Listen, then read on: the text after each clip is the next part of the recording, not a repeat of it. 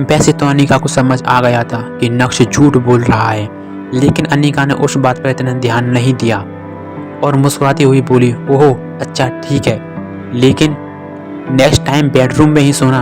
हल्की मुस्कान के साथ नक्श ने अपना सिर हिलाया। गहरी सांस लेने के बाद अनिका ने फिर से कहा, अभी थोड़ी देर पहले ही दादी का कॉल आया था, उन्हें परिवार वालों के साथ कुछ डिस्कस करना है, इसलिए सभी को 10:30 बजे मेंशन बुलाया है।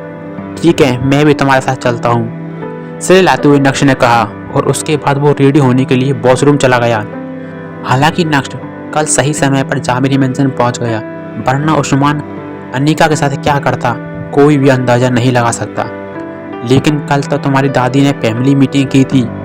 नक्श जो ड्राइव कर रहा था उसने चौंकते हुए अनिका से पूछा, अशरफ और उसके बेटे को पुलिस वालों ने 15 दिनों के लिए डिटेंट कर दिया है। अब उनके साथ तो बिजनेस की डील तो नहीं हो सकती है, तो ऐसे में दादी अब क्या कर रही है वो पता चलेगा, पता नहीं अब क्या होगा। ये बोलते हुए अनिका बहुत हेल्पलेस फील कर रही थी।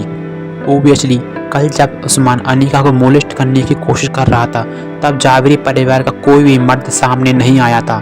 ये सब देखकर अनिका का मन जाबरी परिवार से पूरी तरह उठ चुका था। अनिका की बात सुनकर नक्श चौंक गया। वह यकीन के साथ कह सकता था कि आज कुछ स्पेशल नहीं होगा। ग्रीन सिग्नल का इंतजार करते हुए उसने तुरंत ही राहुल बिंद्रा को मैसेज किया, तुम मेरे साथ अंदर मत चलो। जाबरी मेंशन के सामने खड़े होकर अनिका ने नक्श के कान में फुसफुसाते हुए कहा, अगर मैं अंदर नहीं गया तो वो लोग सारा ब्लेम तुम पर लगा देंगे।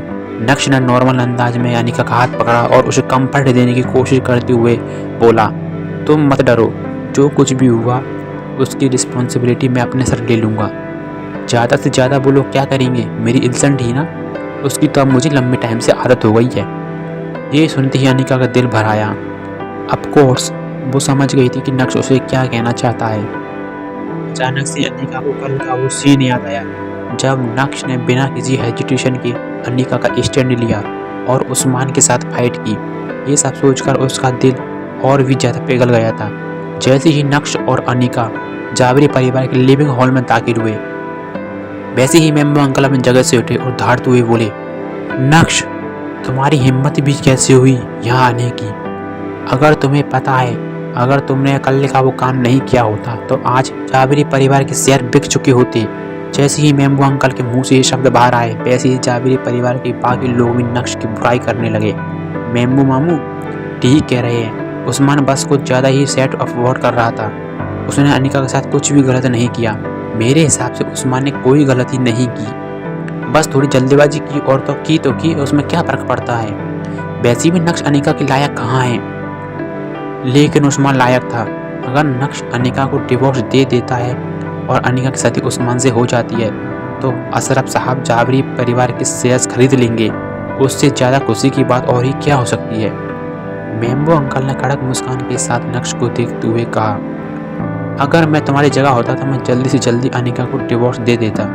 तुम उसका फ्यूचर बर्बाद क्यों कर रहे हैं? देखो मिस्टर अली को मैं बहुत अच्छे से जानता हूँ, वो परिवार बुरा नहीं है, और उस्मान ने जो कुछ भी किया वो एक्साइटमेंट में किया।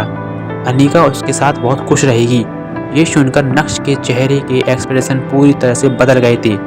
अगर वो बाप बेटे अच्छे होते तो सामने ऐसी कोई शर्त नहीं रखते, एक औरत की इज्जत करते। लेकिन उस्मान ने क्या किया? उसने मेरी बीवी को मोलेस्ट करने की कोशिश की और आप सब देख रहे थे। आप में से किसी को भी शर्म तक नहीं आई और आप उसे एक्साइटमेंट का नाम दे रहे हैं।